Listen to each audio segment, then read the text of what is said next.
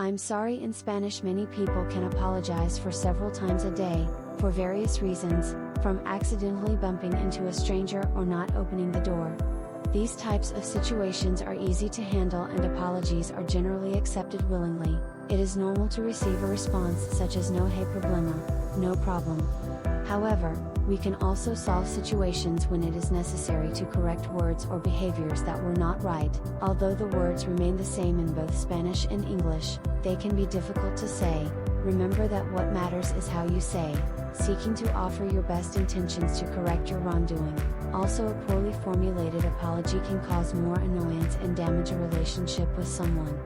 We can admit that we have ever had problems in what needs to apologize, but with this, we can discover that it is necessary to apologize for whatever reason.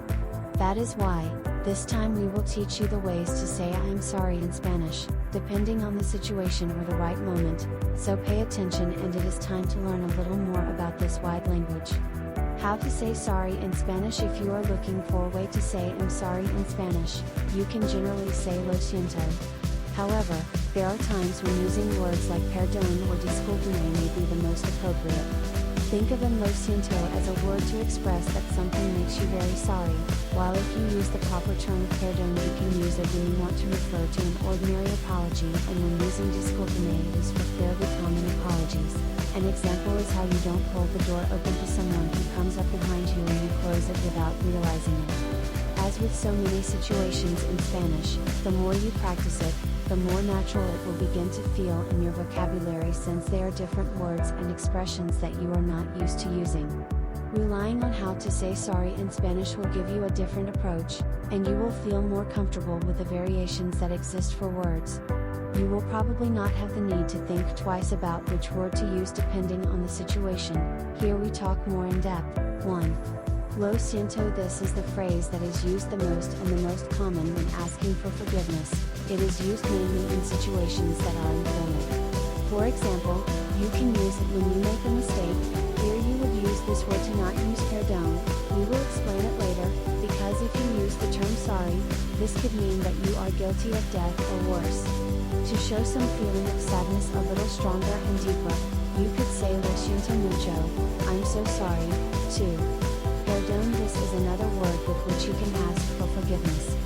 Usually used in Spanish, along with the word perdóname, you can use it if you meet someone, you need to use something that belongs to this person, or when interrupting someone when they are in conversation. Think of mistakes that deserve recognition but are not really serious. 3. Discúlpame. This is the option when looking to be more formal. You can generally use it in work-related situations or to ask for permission. If you have friends who speak Spanish, they will say perdón or discúlpame, other terms like perdón. This should be done because you would simply be asking permission in a polite way. You are not apologizing for a mistake or something that you have done wrong. So when it comes to asking for permission for something, you should use discúlpame. How to say sorry in Spanish in an informal way. If you are among friends or in an informal situation, you can use words like lo siento or perdóname, but lo siento is the most used. For example, you can use it if you do not want to reveal secrets about a particular situation, or if you did something accidentally or want to offer condolences for death, but we will talk about that later. How to distinguish between all the distinction of words is key. Among these main ways of asking for forgiveness in Spanish, it is the following. Lo siento, you use it to express a feeling of pain. Perdóname, you use it to admit guilt for something you did, and discúlpame is used to ask for permission in a formal way or in very formal work situations.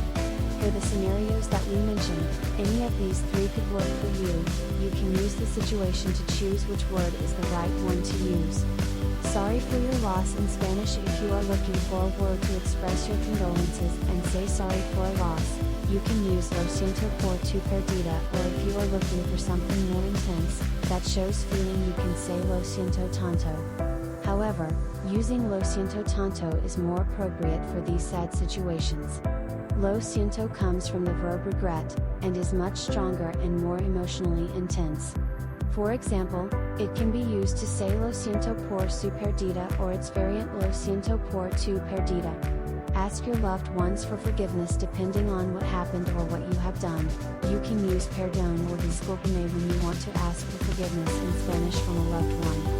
For example, if you had an argument with your brother, partner, or parents, you would use perdóname, but if one of these people gave you the news that they did not get the promotion at the job they were waiting for, you would say lo siento. So, now that you have the information you need and you know how to ask for forgiveness in Spanish in different ways depending on the situation that may arise.